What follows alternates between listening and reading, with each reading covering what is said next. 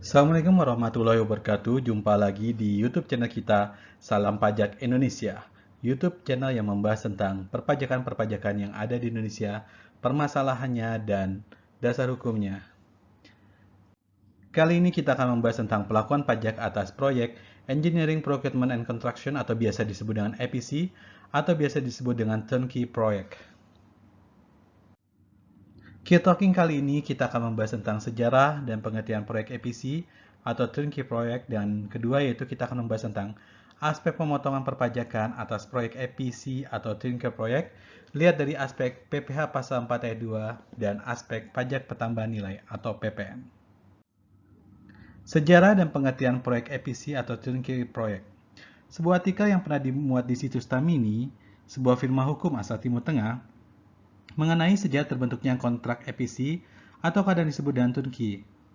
Adanya FEDEC atau FIDIC, Federation International des Engineers Council atau International Federation of Consulting Engineers, yang menstandarisasi jenis-jenis kontrak dan proyek konstruksi. FIDIC sendiri merupakan organisasi bertaraf internasional yang berkedudukan di Switzerland dan menjadi acuan bagi kebanyakan proyek konstruksi.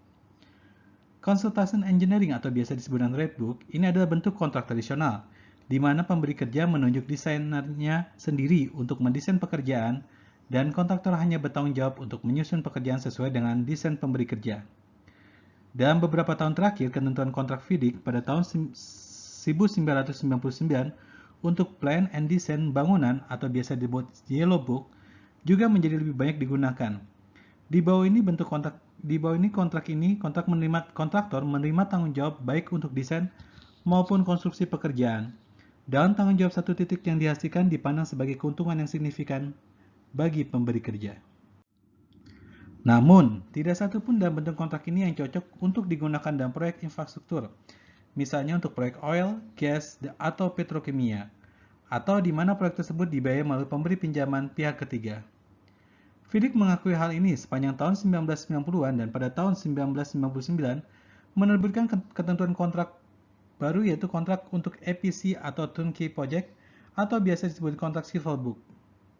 Catatan pengantar untuk EPC atau Turnkey Project atau biasa disebut dengan Silver Book menyatakan bahwa selama beberapa tahun terakhir telah diketahui bahwa banyak pasar konstruksi memerlukan kontrak konstruksi di mana kepastian harga akhir dan seringkali tanggal penyelesaian sangatlah penting.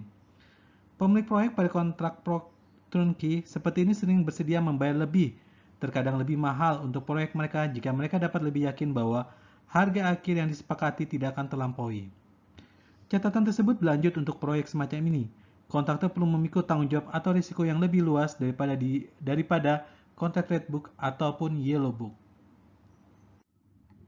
Oleh karena itu, tujuan EPC atau turnkey adalah untuk mentransfer risiko tertentu yang biasanya akan menjadi tanggung jawab pemberi kerja kepada kontraktor untuk mencapai tingkat kepastian waktu dan biaya, sambil menyadari bahwa kontraktor akan tentu saja menilai tingkat risiko yang mereka tanggung. Diharapkan untuk menanggung. Hasilnya adalah bahwa pemilik proyek kemungkinan besar membayar lebih untuk proyek yang diadakan berdasarkan EPC atau turnkey yang mungkin mereka lakukan.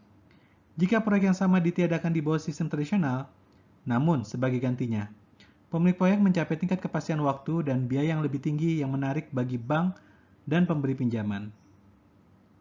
Kontrak EPC pada dasarnya berbeda dengan kontrak tradisional atau kontrak desain dan bentuk. Kontrak dapat ditunjukkan untuk jenis proyek yang sama sekali berbeda.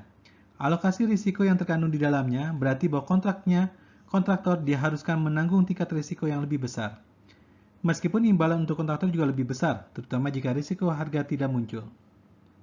Selain itu, jenis proyek yang sesuai dengan kontrak EPC seringkali sangat kompleks dan seringkali terdapat sejumlah kontraktor yang terbatas dengan keterampilan dan pengalaman untuk melakukan pekerjaan yang relevan.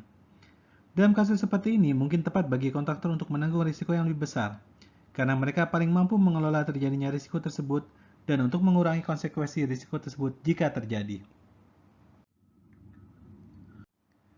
Pengertian EPC atau Turnkey Project dapat juga kita lihat dari penjelasan pasal 6 ayat 2 Undang-Undang Jasa Konstruksi, yaitu Preparation atau Engineering, Pengadaan atau Procurement, Pelaksana atau Construction. Sehingga dapat disimpulkan bahwa EPC atau Turnkey Project adalah mentransfer risiko tertentu yang biasanya akan menjadi tanggung jawab pemilik proyek kepada kontraktor untuk mencapai tingkat kepastian waktu dan biaya mulai dari mendesain proyek sampai dengan penyerahannya setelah proyek selesai atau ready for use. Umumnya, seluruh pekerjaan dilakukan atau dibebankan tanggung jawabnya kepada single kontraktor. Untuk pajak penghasilan pasal 4 ayat 2 atas jasa konstruksi EPC atau turnkey project, dasar hal pengenaan pajak terhadap EPC project atau turnkey project, ketentuan yang digunakan sama dengan pengenaan terhadap jasa konstruksi lainnya. Karena EPC project termasuk dalam pengertian jasa konstruksi sesuai dengan Undang-Undang Jasa Konstruksi. Atas pembayaran jasa konstruksi yang diterima, wajib pajak pada saat pembayaran uang muka atau termin dipotong PPh 4 ayat 2 dengan tarif yang diatur di dalam PP nomor 5 tahun 2008, di mana jumlah pembayaran tidak termasuk PPN, dikecualikan pembayaran yang diterima dari Project Aid.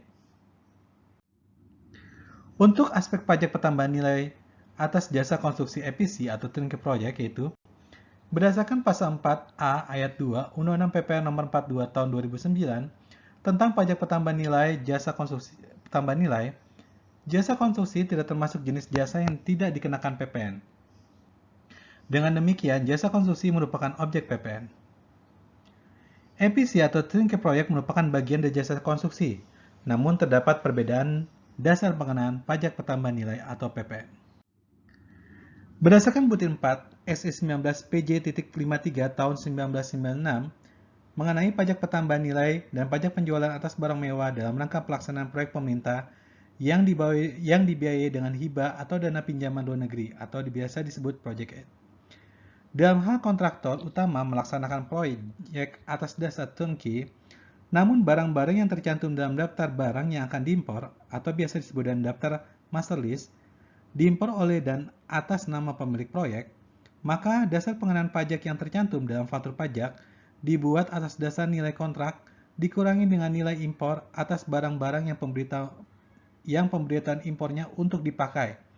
Biasa kita sebut dengan PUD atau PIUD atas nama pemilik proyek tersebut. Selama impor barang dilakukan oleh dan atas nama pemilik proyek dan pemberitahuan impor untuk dipakai atau PIB atas nama pemilik proyek, maka nilai pengadaan barang mendapat fasilitas PPN dan PPN tidak dipungut. Oleh karena itu, dasar pengenaan PPN proyek atas dasar turnkey atau EPC tersebut adalah nilai kontrak dikurangi nilai impor.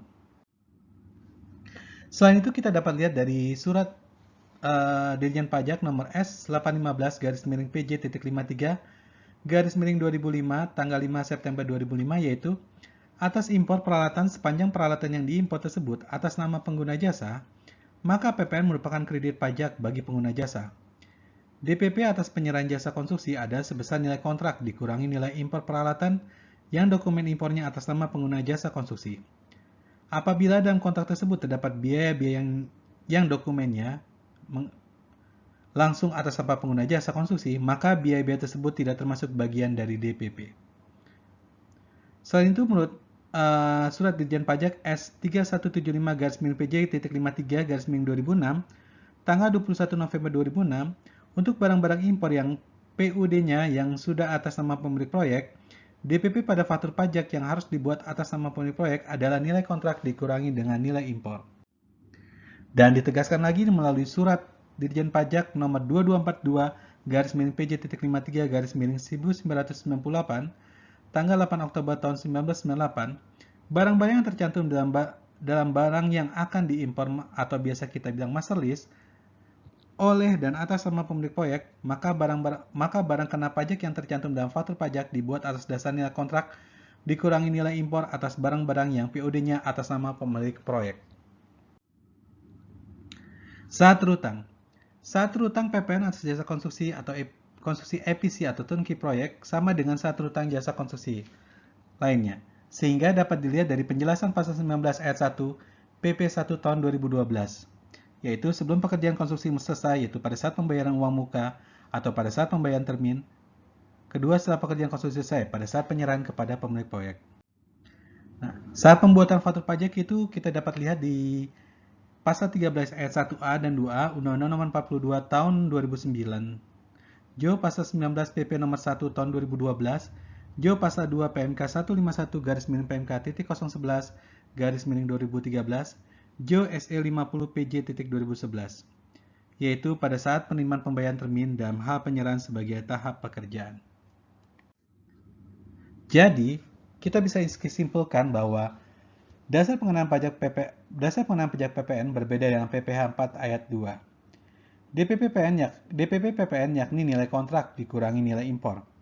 Dasar hukumnya yaitu SE 19 PJ.53 tahun 1996, S 815 PJ.53 2005, dan S 3175 PJ.53 2006. Sedangkan untuk DPP pasal 4 ayat 2 yakni jumlah pembayaran tidak termasuk PPN. Dasar hukumnya yaitu PP nomor 51 tahun 2009. Oke, sekian mengenai pajak jasa konstruksi EPC atau biasa kita sebut dengan turnkey project. Gimana pengertiannya, bagaimana sejarahnya, dan bagaimana aspek-aspek perpajakannya. Oke, sekian dulu dari kami. Salam Pajak Indonesia. Jangan lupa untuk subscribe our YouTube channel kami, Salam Pajak Indonesia. Terima kasih. Wassalamualaikum warahmatullahi wabarakatuh.